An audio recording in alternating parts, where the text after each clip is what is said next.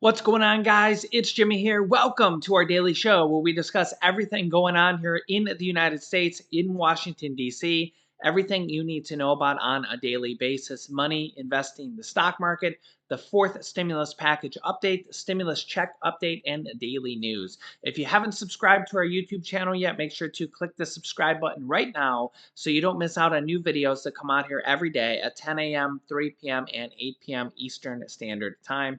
And also, thank you so much for hitting the like button for us down below. You guys are amazing. We got a lot to talk about here today, so let's jump right in. Also, I have a really interesting story here at the end of this video, so make sure to watch all the way to the end in today's episode of You Can't Make This Stuff Up. U.S. officials say that Russia is at 70% of troop buildup needed for a full invasion. And the U.S. Senate and House of Representatives are considering sanctions on Russia if they implement any type of attack going forward. Here is what Republican Senator Lindsey Graham had to say. It was a very sobering briefing. It was comprehensive. It seems like that the sooner we act with one voice as a nation, the better. To the Russian people, if your leadership takes you down the road of invading Ukraine, you and your families will pay a heavy price. I think there's a bipartisan commitment to crush the ruble, to make sure that NATO will be well defended, to help the Ukrainian people maintain their freedom. The donation type website GoFundMe has blocked over $10 million in donation to Canadian truckers that are protesting the vaccines that were recently praised by Donald Trump and Elon Musk, and are blocking the Canadian and U.S. borders. And this is a very controversial thing going on here right now. You can see here, GoFundMe has blocked over $10 million in donation that was destined for a Canadian trucker vaccine protest. The funds, which were donated to the so-called Freedom Convoy, will now be automatically returned to the donors, GoFundMe said on Saturday. Last weekend, thousands of truckers and protesters gathered in Ottawa, Canada, to protest Canada's cross-border COVID vaccine mandates. The protesters have since occupied the center of Canada's capital, and Ottawa police have launched several criminal investigations into incidents connected with the protest. On Friday, GoFundMe said that it supports peaceful protests, and we believe that it was the intention of the Freedom Convoy fundraiser that it was first when it was first created. It added, "We now have evidence from law enforcement that the previously peaceful demonstration has now become an occupation," meaning they're getting paid to do this, "with police reports of violence and other unlawful activity." This meant the fundraiser was in violation of its terms of service, the company said, adding that, quote, "no further funds will be directly distributed to the Freedom Convoy organizers." This blockade on the Canadian-U.S. border has a lot of people concerned about it because it's blocking the border and blocking supplies coming in and out of the U.S.-Canadian border, and further exacerbating the supply chain concerns and shipments coming in and out of the U.S. and could even make inflation even a little bit worse around those areas, and might prevent the shelves from even being stocked in certain cases here. I will keep you up to date here. Next up is Hakeem Jeffries, who is the chairman of the House Democratic Party, speaking on several different things here. Build Back Better stimulus package, other types of stimulus potentially, and the Russia situation. He is potentially could be the replacement for Nancy Pelosi on the Democratic side, for the leader of the entire leader of the Democratic Party when Nancy Pelosi retires. She said she will be running again for at least one more term, which was 2 more years on the Democratic side. He could be the replacement for her when she retires, or Pramila Jayapal. Here is a kind of question and answer thing he just did. Check this out. We're not frustrated. I don't believe that Build Back Better is dead. The Senate will have to work through its dynamics. We're going to continue to focus right now in the House on making sure that we pass the America Competes Act, which is going to address the supply chain issues that we're confronting right now, which has caused some inflationary issues that the American people are dealing with. I'm hopeful that our Republican colleagues will actually join us in this effort, and instead of simply talking the talk, that they'll walk the walk. The Senate dynamics will work itself out, but I think right in front of us right now is the American Competes Act. That is an important step forward for everyday Americans and the American people. I mean, as far as the policy and communications team are concerned, can you speak to what that means for your messaging? Do you talk about it? Do you not talk about it? Democrats will continue to deliver for the people. Thank you. Good morning. So obviously the administration has announced that it's forward deploying many of these troops in Romania and other places in Eastern Europe here. This is the makeup of the Democratic caucus is different than some years ago, right after 9/11, where you had one member who voted against the AUMF after that. Nobody's talking about an AUMF this time, but historically there have been resolutions and concerns expressed by Congress as it pertains to war powers. 95 Bosnia, 99 Serbia. What is that talk in your caucus, especially from those on the left who say, we are Congress, we need to assert ourselves, diplomacy is the best answer, which is something that a couple of the members have said. What's the approach? What do you hear?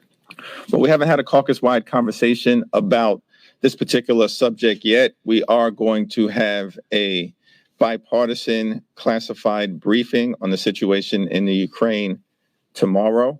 I'm sure members will be able to express their perspectives there. But President Biden and the administration, I believe, have been operating constructively, working with our NATO allies and our European allies to try to de-escalate the situation. And they'll continue to do the best they can. And I've got full confidence in the administration. Do you see any divides in your caucus? And I know Mr. Rude served in the military force on this, but any divides in the caucus between the administration position and based on what I laid out the premise about war power? I think I'm going to refrain from commenting in terms of anyone's perspective until all of us have had the opportunity to hear the bipartisan briefing tomorrow. I have a question on the Competes Act. So there are some proposals in there to crack down on human rights abuses in China. Would you say that that's just as important as the investments that we're doing in the domestic manufacturing and production? Everything in the bill is important, and it's a collection in terms of its work product of the input from people all across the Congress on these various committees. Many of the provisions in the bill are bipartisan in nature. And I think everyone recognizes, certainly within the House Democratic Caucus, the importance of passing a bill that is going to create millions of good paying jobs, that's going to relieve some of the supply chain pressures that we have, directly confront inflation, and ensure that American manufacturing can be competitive, that we can restore it, and that we can continue to lead in technology and innovation moving forward. And let me yield to anyone.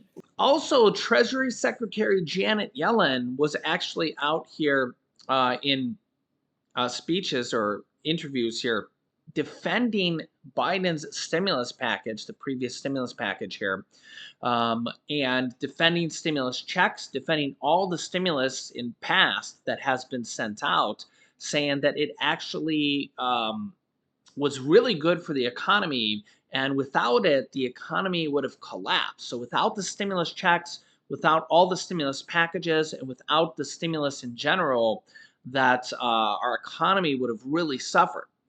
So imagine that. Yeah. Imagine if we wouldn't have had 3 stimulus packages. Imagine if we wouldn't have had 3 stimulus checks.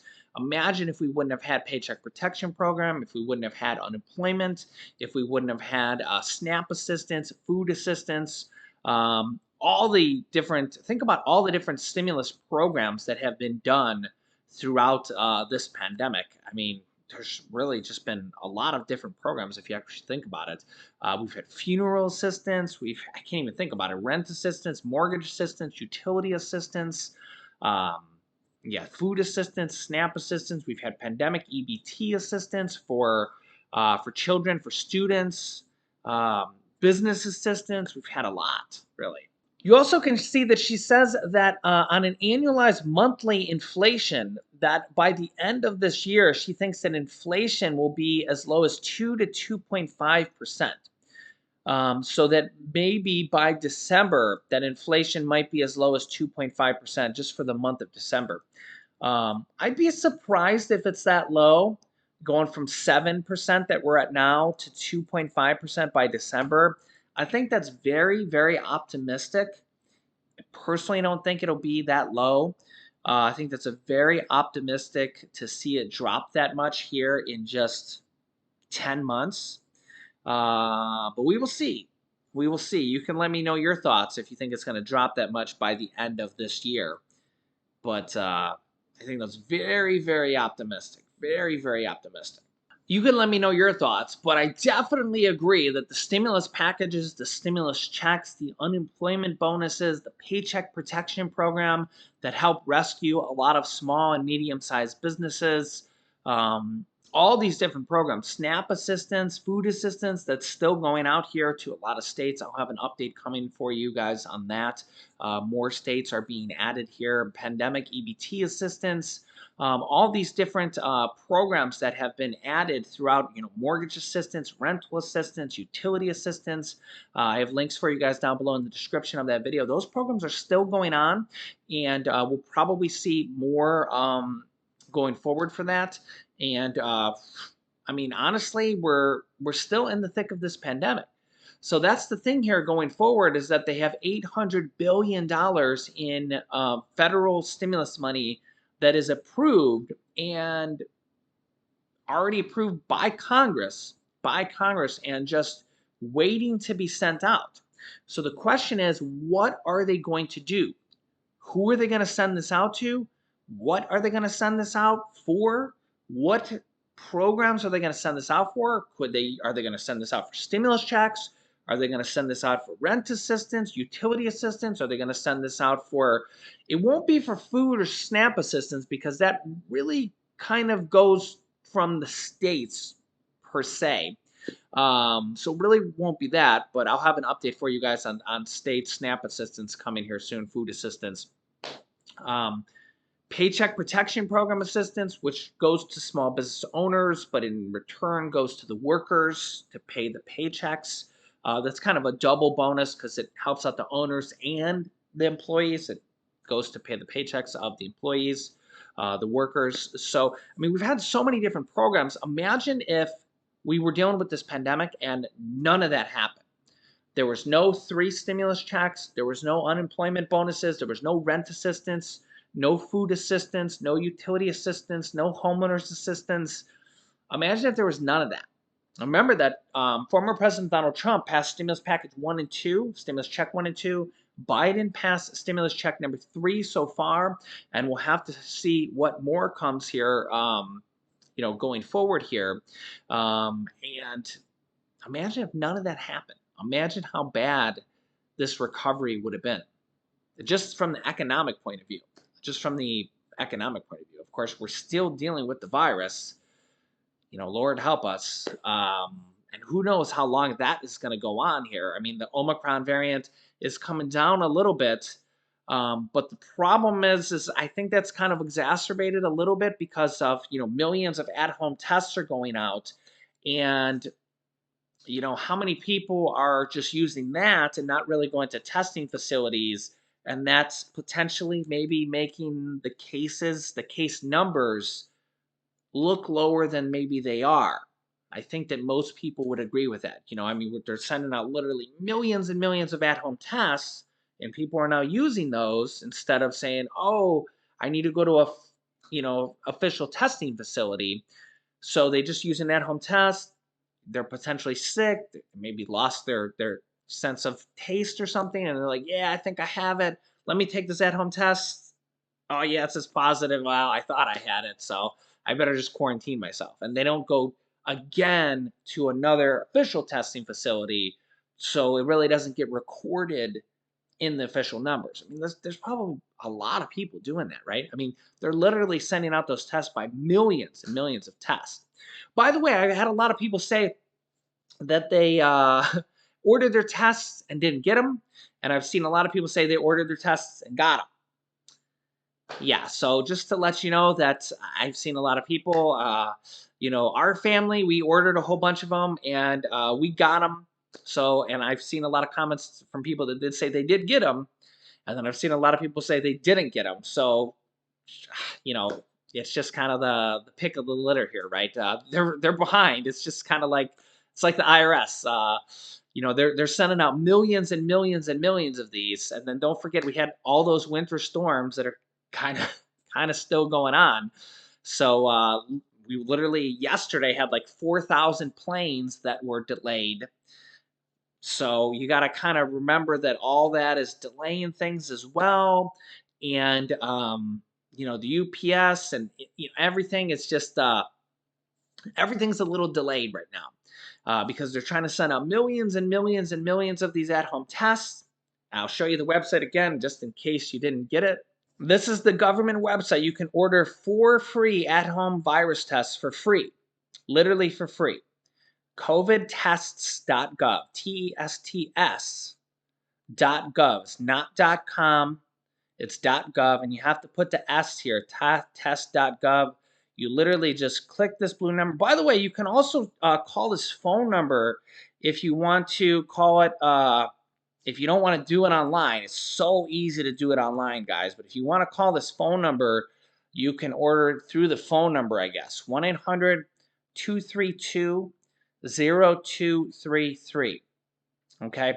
So if you want to call that phone number and order it via phone number for any reason, you don't have a computer or you don't want to do it from your phone website or anything like that, you can call that phone number. There it is on the screen right there, 1-800-232-0233. Maybe that'll help some people. But it's really easy to do it on the website here. You don't have to talk to anybody if you don't want to. You just click this blue button here, and all you have to do is put in your name, your address, and that's it. You click this green button. There's no credit card required, no money required, no credit card, debit card, or nothing. It's just your name and your address, and you click the green button. That's it. It's super easy, super easy. But yeah, they are a little bit delayed. I've seen a lot of people say I got them, and I've seen a lot of people say I didn't get them. Yeah, so there's no rhyme or reason on who got them or who didn't. And on today's episode of You Can't Make This Stuff Up, you're not going to believe this one. We've had some really interesting stories here lately.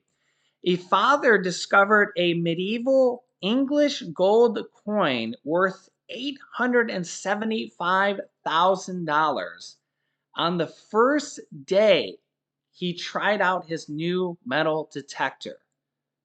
Whew! Look at that gold coin. Boy, can you imagine finding that on your first day? Wow. What a find. If you've ever watched that show, Oak Island, The Curse of Oak Island, it kind of makes you say, how come they never found that after the years and years of looking? I used to watch that show for several years, and then I stopped watching it. I'm just very fascinated by treasure hunts and finding the stuff. And can you imagine finding a coin like this? Yeah, but apparently this is a real story. Here's what happened. A father was encouraged by his children to take up his old hobby of metal detecting. On his first day using the new metal detector, he dug up a medieval gold coin from the 13th century. The coin just sold at a London auction for £648,000, which is equivalent to $878,000. Wow. When his children were born, he gave up his passion for metal detecting. And now that they're 10 and 13, they encouraged him to take up the hobby again. And he found the oldest gold coin in England, dating back to the 13th century. He said, the day his metal detector arrived, I went out into this field. It was a bright sunny day, and within 15 minutes, I found the coin. I knew it was gold, but I had no idea how important it was. The 52-year-old ecologist and amateur historian had dug up the rare gold penny as it glistened in the field in Devon, southwest England, and was advised to take it to a British museum.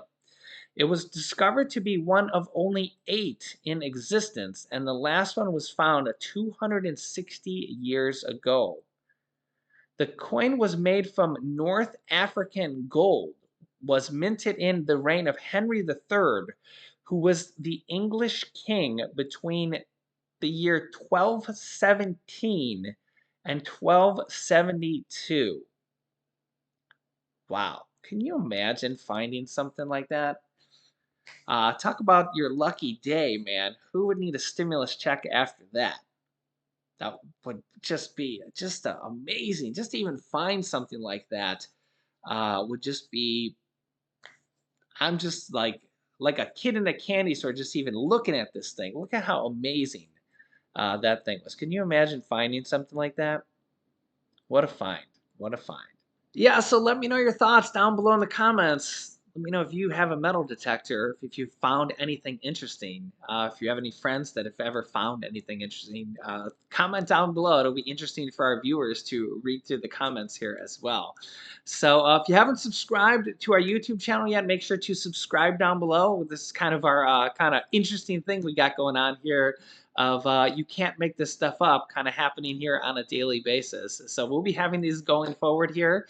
So stay tuned for that, as well as everything going on here in our country and stimulus news. I'll keep you up to date. So subscribe. It's completely free. Click the subscribe button so you don't miss out on new videos that come out here every day at 10 a.m., 3 p.m., and 8 p.m. Eastern Standard Time. And also help us reach 400,000 subscribers. We're almost there. We're like 398,000 and a half subscribers.